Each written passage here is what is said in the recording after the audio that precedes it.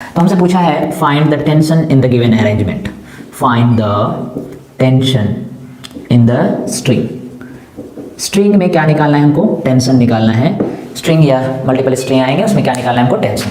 तो static situation दिया हुआ है, डायग्राम कुछ इस तरह से दिया हुआ है। पहला न्यूमेरिकल ऐसा है, suppose we have something like this, इस तरह के सिचुएशन दिए हुए। This mass is suppose 4 kg। Total 3 string है, string A, string B and string C. तीनों स्ट्रिंग में हमको क्या फाइंड करना है? टेंशन फाइंड करना है। And this angle is given, suppose this angle is 37 degree, ये दिया हुआ है। ओके, पहला न्यूमेरिकल इस तरह का। तो सेकंड जो हमको दिया हुआ है वो क्या है? सेकंड समथिंग लाइक इस तरह से दिया हुआ है। अच्छा, पहले इसको सॉल्व करते हैं। क्या है ये? यहाँ पे क्या निकालना है? ए बी सी स्ट्रिंग में हमको क्या फाइंड करना है? टेंशन फाइंड करना है। सिस्टम रेस्ट में है, सिस्टम रेस्ट में है यानी इक्विलिब्रियम है, और इक्विलिब्रियम में तो नेट एक्सेलरेशन क्या हो जाएगा? 0। और नेट एक्सेलरेशन यदि 0 हो गया तो force equal to mass into acceleration, that is net force on the system will be equal to 0। और यदि सिस्टम में फोर्स 0 है तो हम ये बोल सकते हैं कि ऊपर वाला फोर्स नीचे वाले फोर्स से बैलेंस हो जाएगा, लेफ्ट का फोर्स राइट के फोर्स से बैलेंस हो जाएगा। इसका मतलब जहां भी सिस्टम इक्विलिब्रियम में हो या रेस्ट में हो, in that scenario will balance the force, क्योंकि नेट फोर्स 0 है। नेट फोर्स 0 मतलब लेफ्ट में जितना फोर्स लग रहा है राइट में भी उतना, अप जितना लग रहा है डाउन में भी उतना ही लगेगा। तो नेट फोर्स को जस्ट बैलेंस करना है।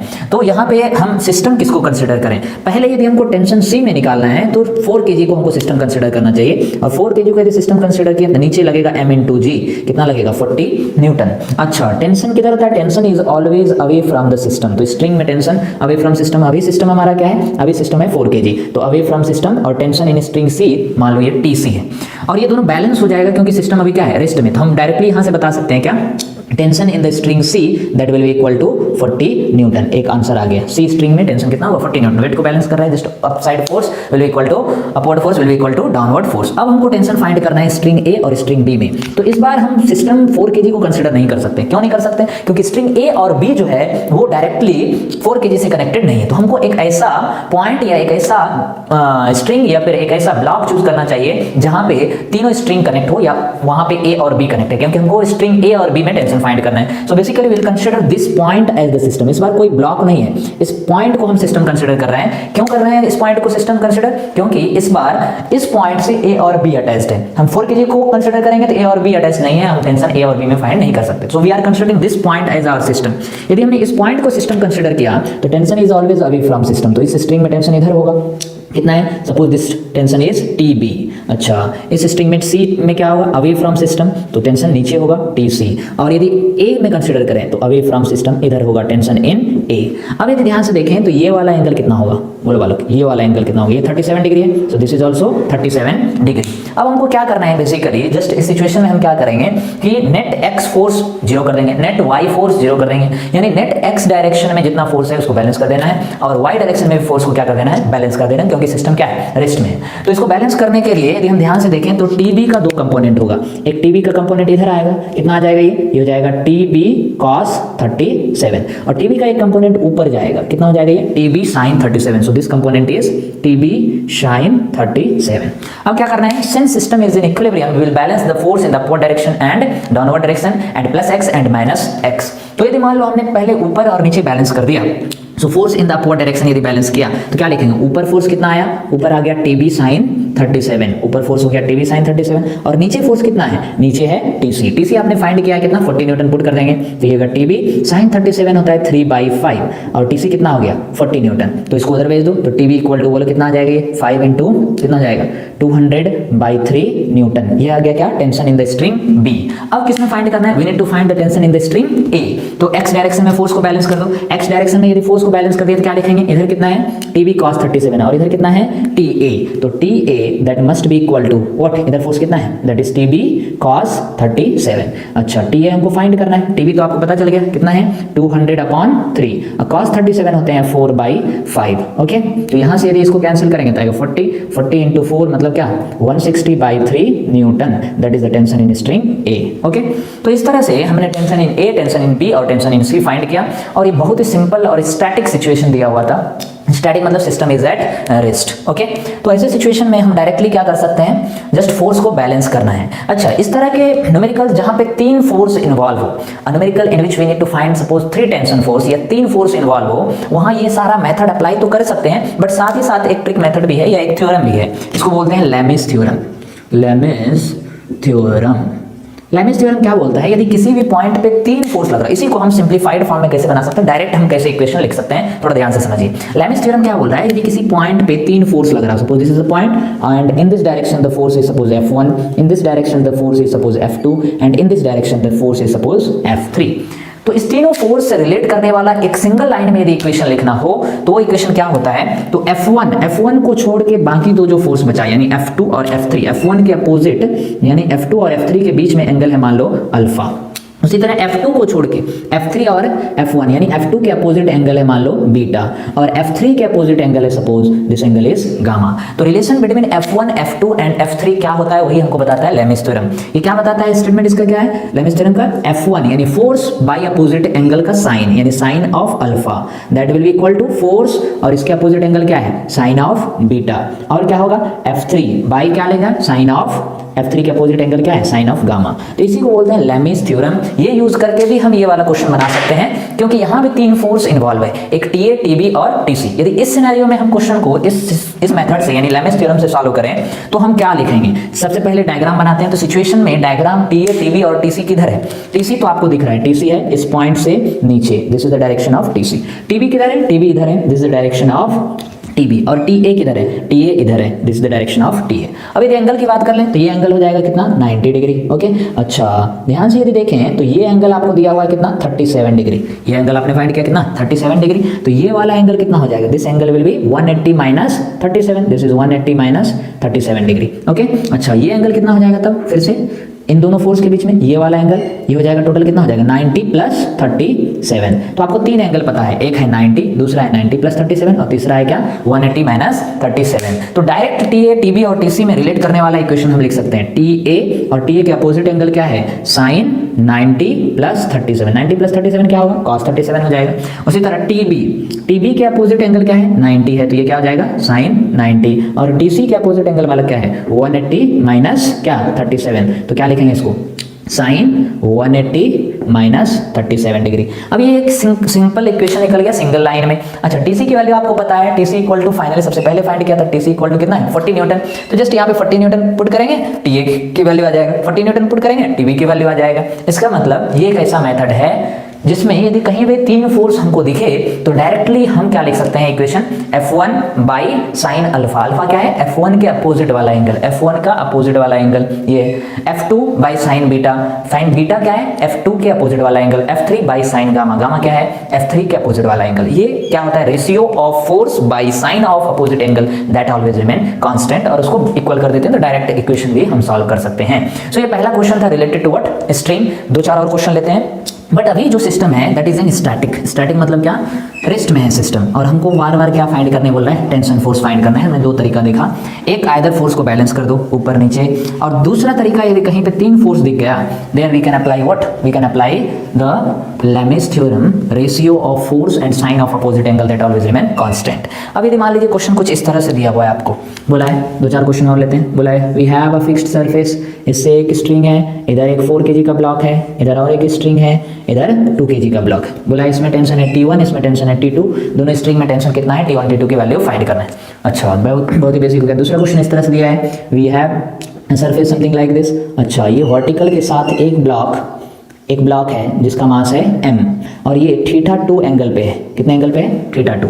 अच्छा इसके साथ वर्टिकल के साथ θ1 एंगल पे एक दूसरा ब्लॉक है जिसका मास कितना है m और इस ब्लॉक को पकड़ के रखने के लिए इधर हमको फोर्स लगाना पड़ रहा है, फोर्स की वैल्यू भी दिया हुआ है कितना mg। अब 2 स्ट्रिंग है, बोला इस स्ट्रिंग में टेंशन है T1, इस स्ट्रिंग में टेंशन है T2, find the value of T1 and T2। तो T1 की वैल्यू हमको फाइंड करना है इस केस में और यहाँ पे क्या फाइंड करना है T1 और T2 की वैल्यू फाइंड करना है। बहुत ही सिंपल केसेस लिया है हमने, 2 केस लिए हैं जहाँ पे हमको क्या फाइंड करना है we need to find the tension force in the given string. Okay तो यदि हम यहाँ पे ध्यान से देखें इस सिचुएशन में T1 और T2 फाइंड करना है तो जस्ट क्या करेंगे फोर्स को बैलेंस कर देंगे क्योंकि सिस्टम इज एट रेस्ट और ये भी क्या है रेस्ट में। तो upward force, downward force, horizontal force, vertical force and upward direction, vertical force in downward direction, horizontal x plus में और x माइनस में दोनों को बैलेंस कर देना है। तो बैलेंस कर रहे हैं ध्यान से यहाँ पे देखिए इसका फ्री बॉडी डायग्राम बना रहे हैं। पहले किसका बना रहे हैं? 2 kg का। तो 2 kg का यदि फ्री बॉडी डायग्राम बनाएंगे, दिस इज 2 kg, नीचे क्या लगेगा? m इंटू जी, तो मास इंटू m इंटू जी, जी की वैल्यू 10 लिया तो नीचे कितना हो जाएगा? 20 न्यूटन। अच्छा, T2 की वैल्यू किधर होगा?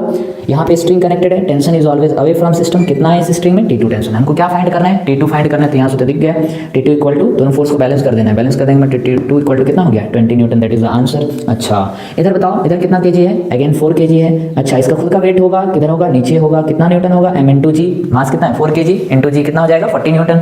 अच्छा, टेंशन किधर होगा? टेंशन दो जगह पे होगा, नीचे भी स्ट्रिंग है और ऊपर भी स्ट्रिंग है। तो नीचे कितना टेंशन होगा? नीचे सपोज टेंशन है, नीचे स्ट्रिंग में कितना है टेंशन? T2। अच्छा, अवे फ्रॉम सिस्टम होता है इसलिए अवे फ्रॉम 4 kg। अच्छा, टेंशन T1, ऊपर स्ट्रिंग है तो कितना होगा? T1 होगा। अब क्या करना है? फोर्स को बैलेंस कर देना है। तो ऊपर वाला फोर्स और नीचे वाला फोर्स, तो ऊपर फोर्स क्या है? T1, नीचे क्या क्या दिख रहा है? एक है T2 और दूसरा है 40 न्यूटन। दोनों को बैलेंस कर दिया। T2 आपने फाइंड किया कितना? 20 न्यूटन। पुट कर दो जाके तो कितना हो जाएगा? T1 इक्वल टू 20 प्लस 40, यानी T1 इक्वल टू कितना आ गया? 60 न्यूटन। तो हम बार बार क्या कर रहे हैं? जस्ट फ्री बॉडी डायग्राम बना रहे हैं और फोर्स को क्या कर दे रहे हैं? बैलेंस कर रहे हैं। Net upward force will be equal to net downward force. यहाँ भी वही काम करना है। हमको क्या फाइंड करना है? We need to find the value of T1। T1 की वैल्यू फाइंड करना है। इसका फ्री बॉडी डायग्राम बना दो।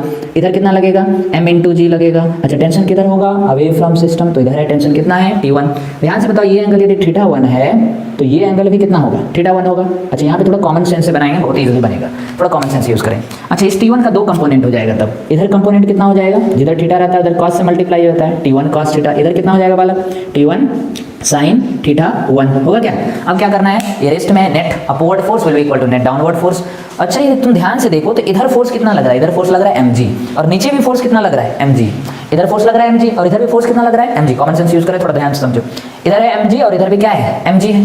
तो हम क्या बोल सकते हैं? दोनों तरफ फोर्स सेम है। इसका मतलब mg को कौन बैलेंस कर रहा है? T1 cos θ1, और इस mg को कौन बैलेंस कर रहा है? T1 sin θ1। तो ध्यान से बताओ, यदि mg बराबर है T1 cos θ1, mg बराबर है T1 sin θ1, यानी T1 sin θ1 और T1 cos θ1 दोनों क्या होगा? सेम होगा।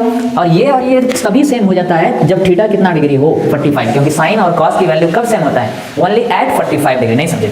नीचे mg, ऊपर T1 cos θ को बैलेंस करेगा। ये mg किसके बराबर होगा? T1 sin θ के बराबर। तो ये भी mg, ये भी mg, इसका मतलब ये और ये भी क्या होगा? सेम, तभी तो ये बैलेंस कर रहा है। अच्छा, cos और sin कब सेम होता है? जब 45 डिग्री, यानी ऑब्वियसली इस सिचुएशन में थीटा की वैल्यू कितना है?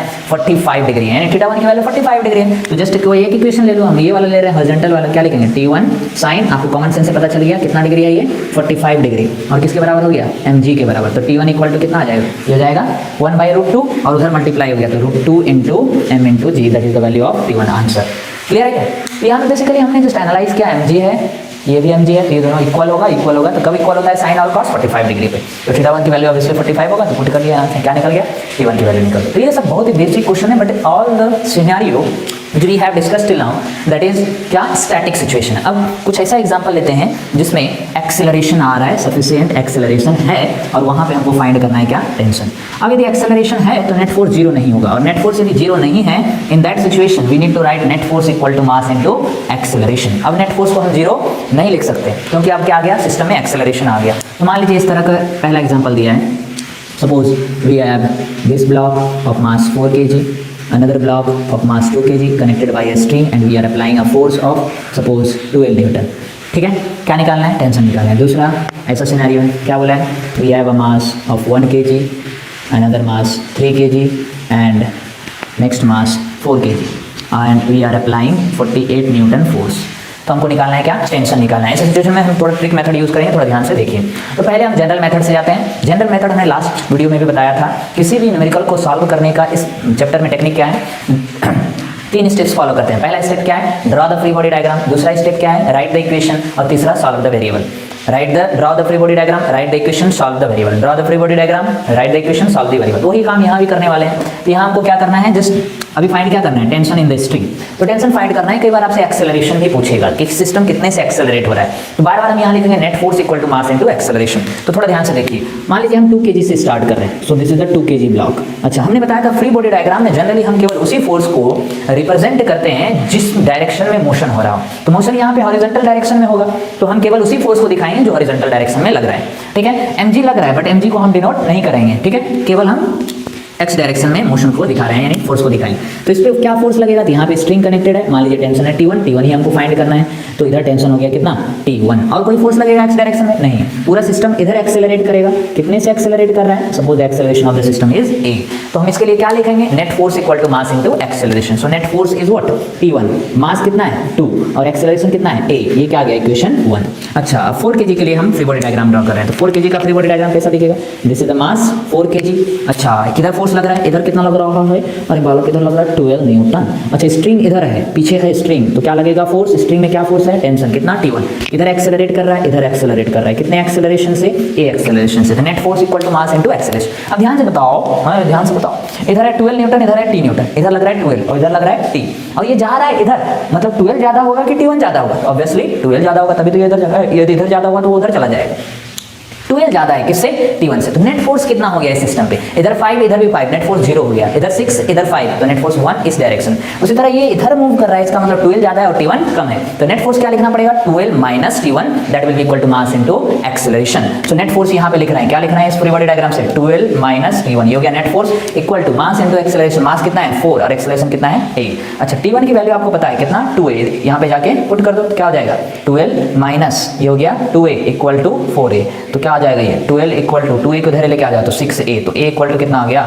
ये आ गया 2 मीटर पर सेकंड स्क्वायर। ये पता चल गया एक्सेलरेशन, बट हमसे एक्सेलरेशन नहीं पूछा है, टेंशन पूछा है, तो यहाँ पे जाके पुट कर दो, यहाँ से क्या लिखेंगे बताओ, टेंशन इक्वल टू क्या हो जाएगा T1 equal to 2 into acceleration है 2, यानी T1 की वैल्यू कितना आ गया 4 Newton, that is the answer. Okay तो ऐसे सिचुएशन में हमको करना क्या है, just draw the free body diagram, right the equation and solve for the variable. Draw the free body diagram, right the equation and solve for the variable, बहुत ही simple method है। अच्छा इधर भी क्या होगा, वही मेथड है, हमको क्या फाइंड करना है, टेंशन। अच्छा कितने स्ट्रिंग में, एक इसमें मान लो टेंशन है T1 और इसमें टेंशन है T2। ओके अभी शॉर्ट ट्रिक मेथड हमने नहीं सीखा, अभी जनरल मेथड हम सीख रहे हैं। ओके तो सबसे पहले किसका डायग्राम बनाएंगे 1 kg का, तो from free body diagram of 1 kg क्या लगेगा इस पे केवल लगेगा टेंशन फोर्स, किधर होगा, tension is always away from system, कितना है T1 है, इधर एक्सेलरेट कर रहा है, कितने एक्सेलरेशन से बालक, acceleration of the system is suppose a, तो नेट फोर्स इक्वल टू क्या लिखेंगे, मास into acceleration. So net force is T1, mass is 1 kg और एक्सेलरेशन इज a, तो 1 इंटू a मतलब इतना हो गया। अब क्या है 3 kg के फ्री बॉडी डायग्राम से बोलो क्या लिखेंगे, this is the block mass 3 kg। अच्छा फोर्स किधर लग रहा है, दो साइड में, इधर लग रहा है, इधर अवे फ्रॉम सिस्टम कितना लग रहा है T1, टेंशन इधर कितना T2 अवे फ्रॉम सिस्टम। अच्छा किधर जा रहा है, ये इधर जा रहा है बालक, बताओ कितने एक्सेलरेशन से जा रहा है, a एक्सेलरेशन से, क्लियर है क्या। Net force equal to mass into acceleration, क्या हो जाएगा, नेट फोर्स इधर जा रहा है तो T2 ज्यादा है और T1 कम है, तो कितना हो जाएगा T2 minus T1 that is the net force, T2 minus T1, mass into acceleration, mass कितना है 3, एक्सेलरेशन है a, तो ये क्या हो गया इक्वेशन, तो अभी नहीं लिख रहे हैं। T1 इक्वल टू कितना है बालक, पुट कर दो, T1 है a, तो इधर जाके ये हो गया 3a, तो T2 इक्वल टू आ गया 4a, ये हो गया इक्वेशन 2। अब किसका फ्री बॉडी डायग्राम लेंगे, now we have the 4 kg, so 4 kg का फ्री बॉडी डायग्राम ड्रॉ कर रहे हैं। अच्छा राइट में कितना फोर्स है बालक, दिस इज 48 न्यूटन, और लेफ्ट में क्या है स्ट्रिंग, और वो स्ट्रिंग में टेंशन कितना है T2, tension is always away from system, किधर जा रहा है, ये इधर जा रहा है, कितने एक्सेलरेशन से जा रहा है, whole system is accelerating with acceleration a, net force equal to mass into acceleration, कौन ज्यादा होगा 48 की T2, इधर जा रहा है मतलब 48 ज्यादा है, तो नेट फोर्स क्या हो गया 48 माइनस T2, तो 48 माइनस T2, देखो बालक थोड़ा ध्यान से समझो, 48 minus T2, mass into acceleration, mass है 4, एक्सेलरेशन है a, T2 की वैल्यू आपको पता है कितना 4, यहाँ पे जाके पुट कर दीजिए, तो 48 minus 4a equal to 4a, उसे लेके जाओ तो क्या हो जाएगा 48 इक्वल टू 8a, तो a इक्वल टू कितना आ गया, a इक्वल टू यहाँ से आ जाएगा 48/8 यानी 6 मीटर पर सेकेंड स्क्वायर। ये क्या आ गया एक्सेलरेशन, बट हमसे पूछा क्या है टेंशन, एक्सेलरेशन पता चल गया। अब इसको कहाँ पे पुट कर देंगे, यहाँ पे जाके पुट कर दो, तो यहाँ पे यदि पुट कर दिए फ्रॉम इक्वेशन 1, तो बोलो T1 इक्वल टू कितना आ जाएगा, एक्सेलरेशन कितना आया 6, तो 6 न्यूटन आंसर। अच्छा यहाँ पे जाके पुट कर दो तो क्या हो जाएगा T2 equal to 4 into a, तो 4 और a कितना निकला 6, तो T2 इक्वल टू कितना हो जाएगा 24 Newton, that is the answer. Clear है क्या। इसका मतलब किसी भी क्वेश्चन को सॉल्व करने का टेक्निक आइदर एक्सेलरेटेड हो या रेस्ट में। पहला टेक्निक क्या है, draw the free body diagram, right the equation, solve the variable. But इसी इक्वेशन को यदि मान लो थोड़ा ट्रिक मेथड से बनाना है, इतना टाइम इन्वेस्ट नहीं करना है, हमको थोड़ा जल्दी बनाना है, तो ट्रिक क्या है वो हमने लास्ट वीडियो में ही बताया था कि ये जो हम एक्सेलरेशन फाइंड करते हैं, यहाँ से लेके यहाँ तक चला गया टाइम, किस लिए एक्सेलरेशन फाइंड करने में, ये पूरा कहानी करना पड़ा किसके लिए, एक्सेलरेशन के लिए। तो सिस्टम में यदि हमको केवल एक्सेलरेशन पता चल जाए कि यहाँ पुट कर देंगे डायरेक्ट निकल गया, इधर पुट कर देंगे डायरेक्ट निकल गया, क्या टेंशन फोर्स, यानी बेसिकली एक्सेलरेशन फाइंड करने आना चाहिए। तो ट्रिक क्या है, एक्सेलरेशन का हम फार्मूला डायरेक्ट लिखेंगे, लास्ट क्लास में बताया था, net driving force by total moving mass, total moving mass. तो यहां से डायरेक्ट आ जाएगा, क्या आ जाएगा एक्सेलरेशन। इतना पूरा कहानी करने की जरूरत नहीं पड़ेगी, बट ये जनरल मेथड है। अच्छा, net driving force by total moving mass थोड़ा चेक करते हैं। यहाँ पे हमने क्या किया, पूरा मेथड लगाया और एक्सेलरेशन कितना फाइंड किया, फाइनल एक्सेलरेशन हमारा कितना आया 2 मीटर पर सेकंड स्क्वायर। इसको हम डायरेक्ट निकाल सकते थे हवा में, किधर हवा में, कैसे निकालते थे, net driving force by total moving mass. तो कौन सा ऐसा फोर्स है जो दोनों सिस्टम को ड्राइव कर रहा है, दोनों सिस्टम को ड्राइव करने वाला फोर्स कितना है, the force is how much 12 newton. तो नेट ड्राइविंग फोर्स हो गया 12 newton by total moving mass. Total moving mass क्या है, कौन कौन मूव कर रहा है, 4 kg और 2 kg, तो 4 + 2 कितना हो जाएगा, टोटल मूविंग मास हो गया 6 kg। इसका मतलब नेट ड्राइविंग फोर्स 12 और टोटल मूविंग मास 6, तो 12/6 net driving force by total moving mass यानी 12 न्यूटन बाय 6 kg। ठीक है क्या, तो 12/6 कितना आ जाएगा, 2 आ जाएगा, वही आ रहा है एक्सेलरेशन कितना 2 मीटर पर सेकंड स्क्वायर। तो एक्सेलरेशन हम डायरेक्ट बता सकते थे। यहाँ पे बताओ डायरेक्ट एक्सेलरेशन कितना होगा, नेट ड्राइविंग फोर्स कितना है, यहाँ पे 48 न्यूटन और टोटल मूविंग मास कितना हो जाएगा, ये 4 + 3 7 + 1 8, तो कितना हो जाएगा 48/8 हो जाएगा एक्सेलरेशन। नेट ड्राइविंग फोर्स है 48 और टोटल मूविंग मास कितना हो गया, सबको ऐड करेंगे तो 8 kg। तो net driving force 48 by total moving mass 8, तो एक्सेलरेशन डायरेक्ट आ रहा है कितना 48/8 कितना होता है 6 मीटर पर सेकंड स्क्वायर। यानी instead of following these all steps we can directly find the acceleration in the system, और वो एक्सेलरेशन कितना होगा, net driving force by total moving mass. Just ये पुट करेंगे, हमको एक्सेलरेशन पता चल गया, और एक बार यदि एक्सेलरेशन पता चल गया तो टेंशन इजीली पता चल जाएगा। जैसे यहाँ पे केवल 2 kg का फ्री बॉडी डायग्राम ड्रॉ करेंगे, नेट फोर्स क्या लग रहा है T1 मास इनटू एक्सेलरेशन, तो T1 = 2 × A और एक्सेलरेशन आपको पता है कितना 12/6 यानी 2 पुट कर दो, 2 × 2 4, इसलिए T1 कितना आ रहा है 4 न्यूटन। उसी तरह यहाँ भी केवल इसका लेंगे, पुट करेंगे, एक्सेलरेशन आपको डायरेक्ट पता है, net driving force by total moving mass 6 हो गया। उसी तरह T2 यहाँ पे पुट कर देंगे, डायरेक्ट आ जाएगा। क्लियर है, यानी सिस्टम में केवल हमको यदि एक्सेलरेशन पता चल जाए तो इन सारे क्वेश्चन को बहुत ही कम समय में इजीली बनाया जा सकता है using the formula for acceleration net driving force by total moving mass. Okay, अच्छा।